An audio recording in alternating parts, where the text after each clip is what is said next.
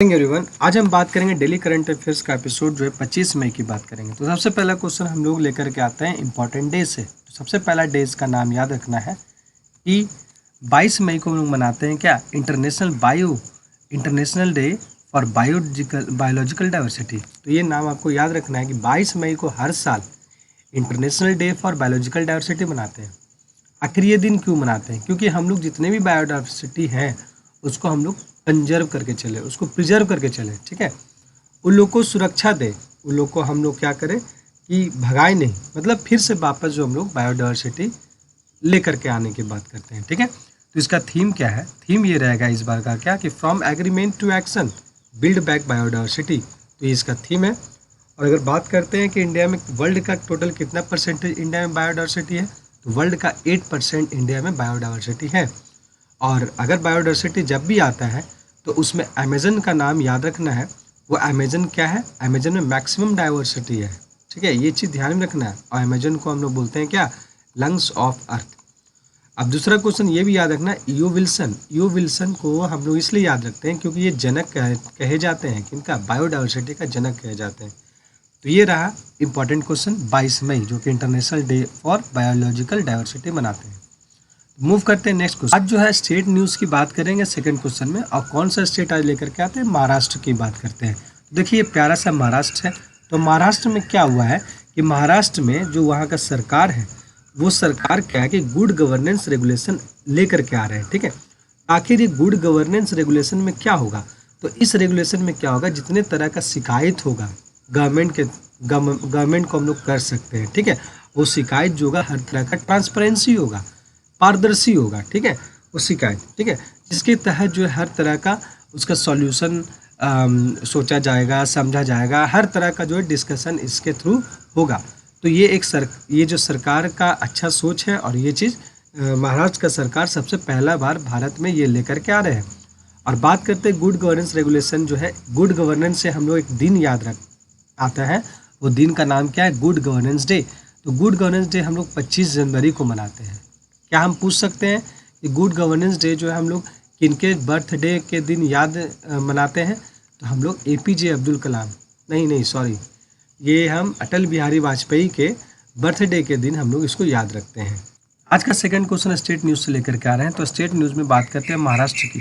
तो महाराष्ट्र में सबसे पहला बार जो सरकार है, ठीक है, वो सरकार जो है गुड गवर्नेंस रेगुलेशन की बात कर रहे हैं। तो आखिर इस गवर्नेंस रेगुलेशन में क्या होगा कि जितने तरह का जो प्रॉब्लम होगा पब्लिक को, वो सरकार के थ्रू क्या होगा, वो अपने प्रॉब्लम को रखेगा। और सरकार क्या होंगे कि वो उस प्रॉब्लम को सॉल्व करेंगे। तो ये जो भी चीज़ होगा वो सब ट्रांसपेरेंसी होगा। शिकायत जितने भी चीज़ हैं, लोग एक दूसरे के बारे में देख सकते हैं, जान सकते हैं, सब चीज़ ट्रांसपेरेंट होगा, ठीक है। तो सुशासन नियम को मंजूरी देने वाला पहला राज्य ये बन गया है।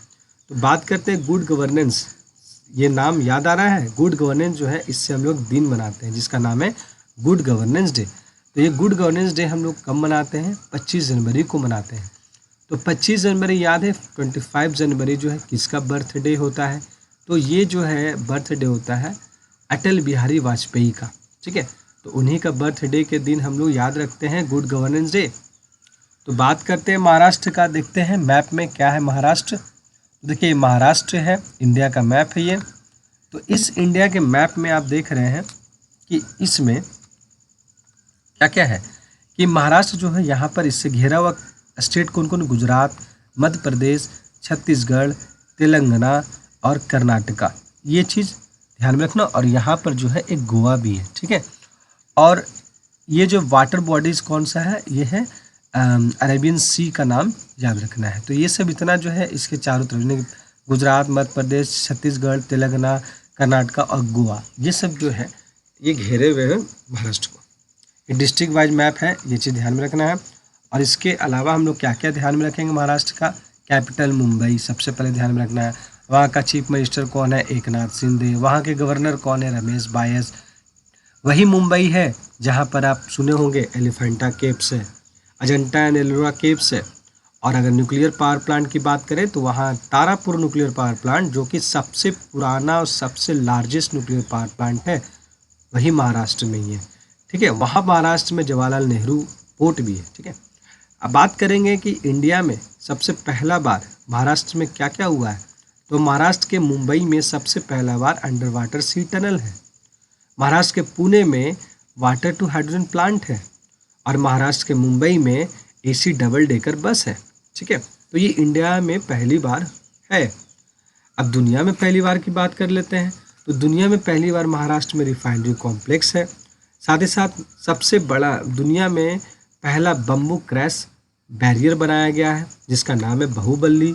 ठीक है, ये चीज़ ध्यान में रखना है।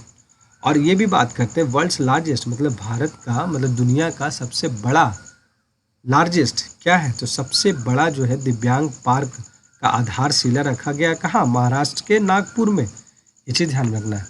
तो महाराष्ट्र में एक मीटिंग हुआ है। तो महाराष्ट्र के मुंबई में एक मीटिंग हुआ है जिसका नाम है इंडिया स्टील कॉन्फ्रेंस 2023 का हुआ है। महाराष्ट्र में हम लोग एक्सरसाइज किए हैं इंडिया और साउथ अफ्रीका कंट्रीज़ के बीच में। क्या नाम है, एफ इंडेक्स।